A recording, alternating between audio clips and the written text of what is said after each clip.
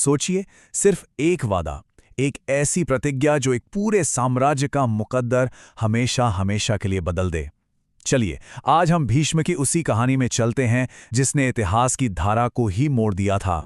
तो कहानी की शुरुआत होती है राजकुमार देवव्रत से। एक ऐसे राजकुमार जिनके तरकश का हर तीर सिर्फ एक तीर नहीं था, बल्कि उसमें इतिहास का रुख बदलने की ताकत थी। ये किसी योद्धा की बहादुरी की बात नहीं थी, ये तो एक नए युग की शुरुआत थी जो होने वाली थी। तो कौन थे ये राजकुमार देवव्रत? चलिए, इनको समझने के लिए जरा और गहराई में उतरते हैं। वो ताकत और समझदारी का एक ऐसा मेल थे जो उन्हें हस्तिनापुर का सबसे बेहतरीन, सबसे आदर्श उत्तराधिकारी बनाता था। देखिए, किसी का भी चरित्र उसके कामों से ही तो बनता है। देवव्रत ने अकेले ही पूरी शाल्व सेना को हरा दिया, उनके राजकुमार को बंदी भी बना लिया। लेकिन असली बात तो ये है कि उन्होंने इसके बाद क्या किया। उन्होंने उसे मृत्युदंड नहीं दिया, बल्कि उसके लिए दया की बात की। और जानते हैं, इसी एक गुण ने उन्हें हस्तिनापुर का युवराज बना दिया। उनकी सोच कितनी गहरी थी, ये उनके इन शब्दों में साफ झलकता है। उनका मानना था कि दुश्मनी को खत्म करने का तरीका दुश्मन को खत्म करना नहीं, बल्कि दोस्ती है। ये किसी आम योद्धा की नहीं, बल्कि एक बहुत दूर की सोचने वाले नेता की पहचान थी।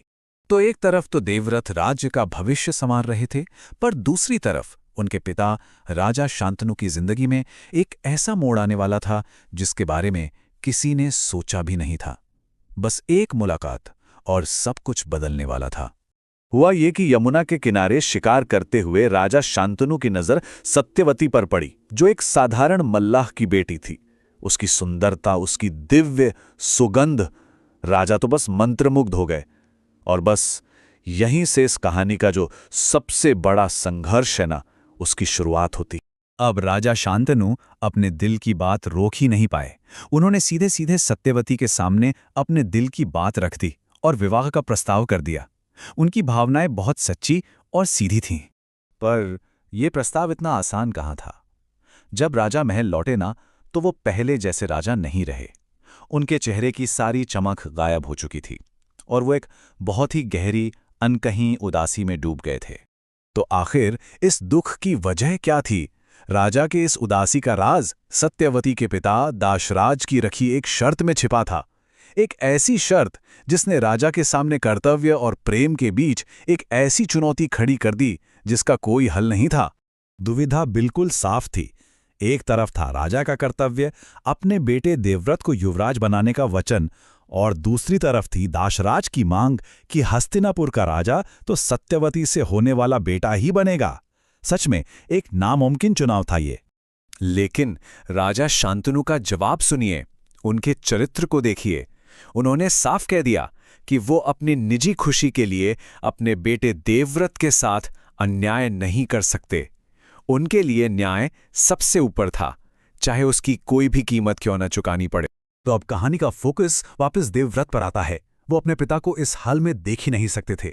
उन्होंने ठान लिया कि वो इस दुख की जड़ तक पहुंचेंगे, और सिर्फ पहुंचेंगे नहीं, उसका समाधान भी करेंगे। और उन्हें सच्चाई पता चली राजा के सारथी से। जैसे ही देवव्रत को मालूम हुआ कि उनके पिता किस तकलीफ से गुजर रहे हैं, उन्होंने एक पल भी नहीं गंवाया। वो खुद उस समस्या को सुलझाने निकल पड़े जिसे उनके पिता नहीं सुलझा पाए थे। और दाशराज के सामने पहुंचकर देवव्रत ने अपना पहला और सबसे बड़ा बलिदान दिया। उन्होंने बिना एक पल सोचे अपने पिता की खुशी के लिए हस्तिनापुर के सिंहासन पर अपना हक छोड़ दिया। एक ऐसा त्याग जिसकी कोई कल्पना भी नहीं कर सकता था। ऐसा लगा कि चलो अब सब ठीक हो गया, समस्या सुलझ गई। लेकिन दासराज के दिमाग में अब भी एक शक था, एक ऐसा डर जो देवव्रत के इतने बड़े बलिदान पर भी पानी फेर सकता था। दासराज ने एक सीधा और तीखा सवाल दागा। ठीक है, आपने तो अपना हक छोड़ दिया, पर कल को आपके बच्चे हुए और उन्होंने सिंहासन पर दावा कर दिया तो तब क्या होगा? इस एक सवाल ने वहां मौजूद हर किसी को चुप करा दिया। यार, आज मौसम बहुत अच्छा लग रहा है, तो मैंने सोचा कि शाम को पार्क में टहलने चलना चाहिए। मतलब थोड़ी देर बाहर घूमना अच्छा रहेगा। और फिर उस खामोशी को तोड़ते हुए देवव्रत ने वो शब्द कहे जिसने सब कुछ बदल कर रख दिया। उन्होंने सोचा, इस समस्या को जड़ से ही खत्म कर देते हैं। उन्होंने सिर्फ राजगद्दी नहीं, बल्कि एक परिवार बनाने का सपना, अपना वंश आगे बढ़ाने का अधिकार, एक सामान्य जीवन जीने का हक, सब कुछ त्याग दिया।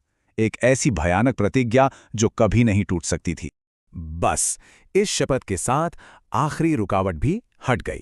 राजा शांतनु को उनकी खुशी मिल गई, लेकिन इस खुशी की कीमत देवव्रत ने अपने पूरे भविष्य और अपनी पूरी वंश रेखा का बलिदान देकर चुकाई। और उनकी इसी भीषण यानी भयानक प्रतिज्ञा की वजह से देवव्रत को एक नया नाम मिला, भीष्म, यानी वो जिसने भयानक प्रतिज्ञा ली हो। एक ऐसा नाम जो हमेशा उनके त्याग और उस एक वादे की याद दिलाएगा जिसने एक साम्राज्य की नियति लिख दी। तो सवाल ये उठता है कि क्या किसी का कर्तव्य इतना बड़ा हो सकता है कि वो उसकी पूरी पहचान ही बन जाए?